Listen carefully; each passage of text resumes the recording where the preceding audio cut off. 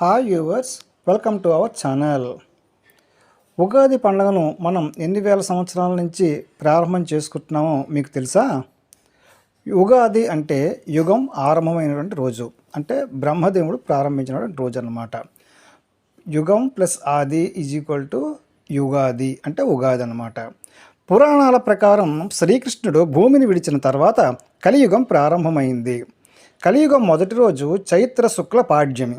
ఆ రోజునే ఉగాది పండుగను జరుపుతున్నారు. అంటే ఉగాది పండుగ శ్రీకృష్ణ జననం సమయంలో లేదు, ఆయన భూమిని విడిచిన తర్వాతే ప్రారంభం అయింది.